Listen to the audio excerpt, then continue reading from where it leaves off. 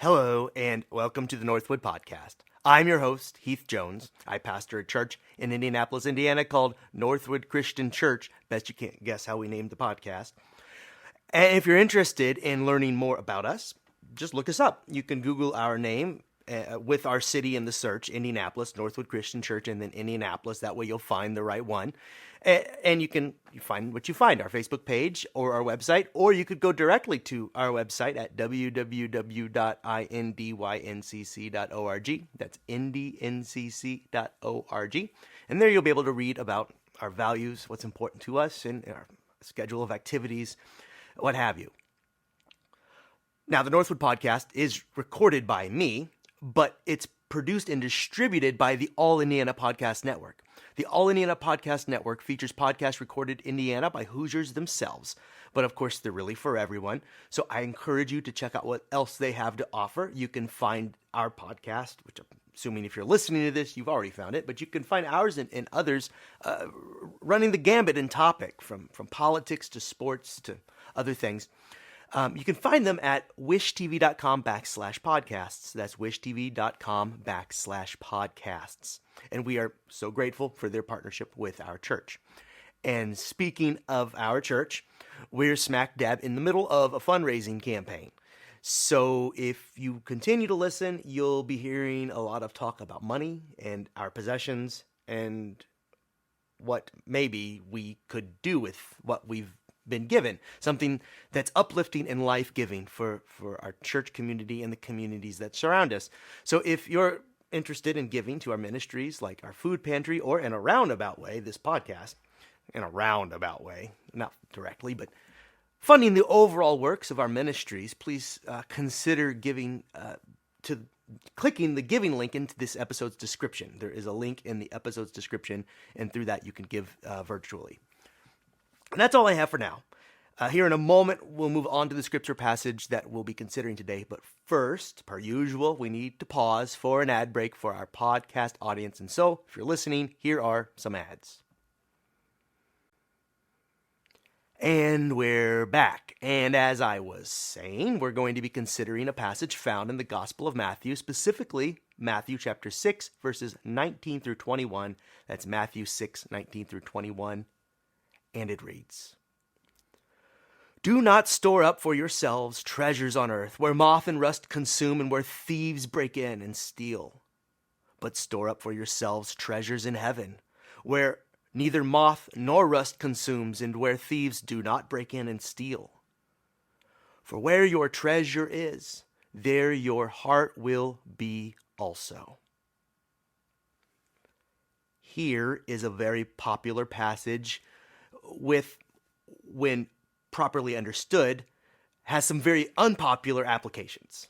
Popular passage, if you think about it, unpopular applications, because this passage is about money and earthly possessions and the place that they hold in our lives, which, in a consumer culture like our own, one in which advertisers try to catch a piece of our hearts with a winsome message about some product that we might buy, well, let's just say Jesus' teachings about money and possessions will leave some of us feeling frustrated, maybe guilty, or a little sad or torn, not quite knowing what to do.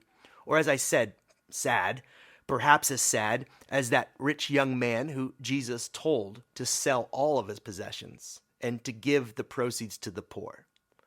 Now, I'm not aware that Jesus has asked me that directly, but I can imagine how I would feel. And here's a part of it in the version that Matthew records, today's gospel. It's found later in Matthew chapter 19, verses 21 through 22, and it goes, "Jesus said to him, 'If you wish to be perfect, go sell your possessions and give the money to the poor, and you will have treasure in heaven. Then come, follow me.' When the young man heard this word, he went away grieving, for he had many possessions." To be perfect in the context of Matthew's gospel is to be perfect in love. To love with the love of Christ. There's a whole nother sermon in that, but just that is what Matthew means by it. And Jesus wants us to know that if you want to know that sort of love, then you'll have to be in right relationship with your possessions. If you want treasure that you can keep, get rid of your possessions. Now, I know that seems counterintuitive. I guess it all depends on what Jesus means by treasure. And I think that you and I know, at least intuitively, that he doesn't mean a box full of gold and jewels. Instead, he means something far more substantial. But before we speak more of treasure, we should speak of the heart and what Jesus means by the heart. It comes from a Greek word, cardia, from which we get the English word cardio, having to do with the heart. And it does mean a literal beating heart. And more importantly here, it signifies one's center or seat of spiritual life. When you hear this word heart in this passage, think words like soul or life force. This is your core, your central self. This is what is meant by heart. So you could read it, where your treasure is, there your life force will be also. Or maybe perhaps there your soul will be also. All of you, what matters most. In short, you will know what you value by considering what your central self desires, pursues, or highly prioritizes. So it would be good for us to take an inventory of our lives to discover just where our heart is located. It used to be that we all had checkbooks. I can remember those from my youth. And from these checkbooks, we'd write checks as stand-ins for cash. I'm explaining this to a younger audience here now, so if I'm insulting your intelligence, forgive me. And as you went along, it was very important that you would balance the checkbook. That's when you'd go through your accounting and look through all of your checks that you'd written to make sure that the figures added up, that what you spent was reflected in the final total.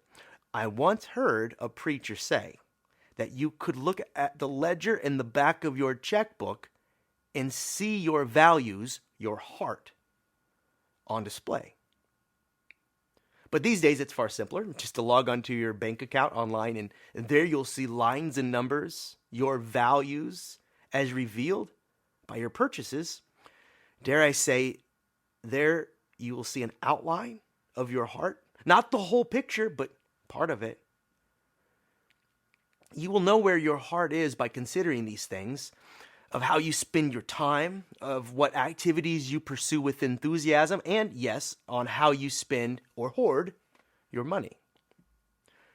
And for considering these things will help us form a picture of our hearts as we think carefully about what we do with our possessions and our money. And then we can decide how much of our life is spent in pursuit of what does not last, or as this text puts it, what moth and rust destroy, what thieves break in and steal. And what do you lose in the end? Well, just about everything, except what exists in the realm of God. All the treasure we need is there. So let's talk about that. Here Jesus uses the words kingdom of heaven to describe it. More often, he is recorded as naming it the kingdom of God, or the realm of God is a more modern way to put that. We don't have kings really anymore, so realm of God. And when Jesus speaks of this realm of God, he is describing that place where relationships are restored and all the needs of the people are met. And he just described it in detail, just a few paragraphs back in verses that come in the chapter before, in the passage popularly known as the Beatitudes. You know, blessed are the poor in spirit, blessed are those who mourn, blessed are the peacemakers, the persecuted. Here, Jesus calls all of these disenfranchised voices blessed because in the realm of God, the values of God are lived into and are a blessing to those who have otherwise been poor, put upon, peacemakers that are mocked and ridiculed. In the realm of God, you have selfless love, radical compassion, peacemakers put in charge, and no greed. Just conscientious people making sure everyone in the community has what they need to live well. Could you imagine such a place? It's a place that we hope for in some beyond, but Jesus said in Luke chapter 17 that this place is also right here in our midst if we can live into these values. He claimed to bring it, the realm, in part with him. Then he called us to live into the ways of God so that we might, you and I, and his friends around him back then, that we might experience life as God intended us to live it, to see those Beatitudes come alive all around us. And I'll remind us that those verses in the Beatitudes are a part of the same speech we are considering today. Just the next chapter, same talk. Minutes after Jesus said the Beatitudes, he is saying this. So these things relate to one another, and in the mind of Jesus, they relate directly. Our relationship to our wealth and our participation in the kingdom of heaven, or as the text puts it, kingdom of heaven, or as I've been calling it, the realm of God. These things are intertwined. And here's the treasure. Understand, the realm of God itself is the treasure. Restored relationships is the treasure. A community that loves with a perfect love is the treasure that we gain. And Jesus wants us to affix all of our desires and all that we have and all that we are on this, the realm of God. Treasure and pursue these things, and then your heart will follow. Or to quote Jesus, where your treasure is, your heart will be also. So what matters when we leave this earth? Well, it depends on where our heart is planted. And if our heart is rooted in love and in the communion that we've shared with God and with others, that's the real treasure. The mended relationships, the life lived well in community with others. I can leave any number of possessions for my children when I die. I could leave them, well, I won't be able to leave them millions of dollars, but let's just say I could. Everything, anything. These possessions will be spent, or if they're objects in time, thrown away, lost, or will fade. But they will remember their Father's love forever. The people you know will remember the love you've shared with them forever. This is the treasure they'll keep, the only lasting treasure we really have to give. Jesus wants us to understand this, and to understand that unless our hearts are rooted in love, we will hand our heart over to some other possessor. Some other thing, object, may possess it. Instead of investing our time and money in community building and relationships, we will invest our time and money on possessions and trends that, in all likelihood, we'll lose interest in before thieves and moths even get to them. Treasure lost, treasure squandered. Turns out wasn't really treasure at all. And Jesus knows that what so often gets in the way of thriving human communities, the realm of God, and thriving societies generally, is humanity's inability to do the right things with our possessions. We're very bad at handling what we've been given by God. Jesus knows that a culture that distracts its citizens, you and I, by cultivating in us desires for nonsense that we don't need, well, we'll never have in mind what matters most. We'll never be able to focus because of all the distractions. Jesus knows that when greedy individuals hoard more and more of the resources God has given the human race, they are not blessed. In the realm of God, they are seen as fools, and many others suffer because of those choices, to hoard instead of to be generous. Jesus knows that a culture whose celebrities are lauded for no other reason than that they have managed to acquire a whole lot of stuff, as if being rich were a virtue in and of itself. Jesus knows that such a culture has planted its heart, its collective heart, in toxic soil in pursuit of fool's gold instead of real treasure. And we are all breathing in this air. I had used to think, or had deceived myself to think, that as a pastor I had somehow found my way outside of it. And I'm here to tell you, I am not. My heart is, in part, given to what is transient and will fade. Here, Jesus warns us to invest all that we can in what will not fade, to give our heart, our central self, to efforts that reap permanent rewards. Use what you've got, time, money, all of it, to increase the bonds of love between you and others and to meet the needs of your community. And then the realm of God draws near. Which is where this passage connects to our stewardship campaign. If you listened to last week's message, then you'll know that this year's theme is more than maintenance.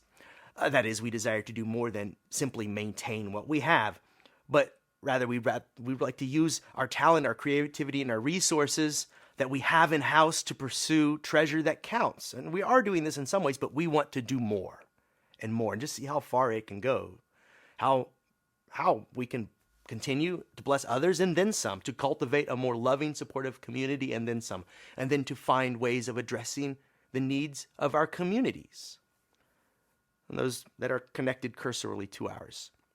In short, we want to be a church that seeks what matters and plants our hearts firmly in God's realm and in nothing else. We want to be a church that pursues the realm of God with all that we have, desiring to see it come alive around us in more profound ways.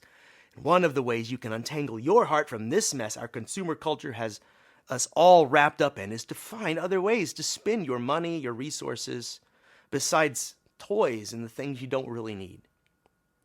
You can use the abundance of what you have to bless others. You could give to local charities, or just one charity, or whatever you believe will help bring the realm of God nearer, whether that be through feeding the hungry or helping an unhoused person with housing, or by providing some other life-giving, realm of God building labor of love. Or in the case of Northwood, if you're a member of our church, you can give to our church. And we here at Northwood are determined to raise as much money as we can in the coming years, not so that we can hoard it, but so that we can use it to bless others near and around us. And we have a food pantry already that we support, but we'd like to do so much more. So we invite you, the listener, into these efforts to bring more light and love into the world. Would you join us? And if so, please reach out to us for a conversation. And I mean a conversation. I'd much rather meet you before asking for anyone's money, time, or efforts, really. I know I put a plug at the beginning of this, but it's much better to meet you. In this way, we'll have a better understanding of our values together and how we can help one another give our hearts to what really matters.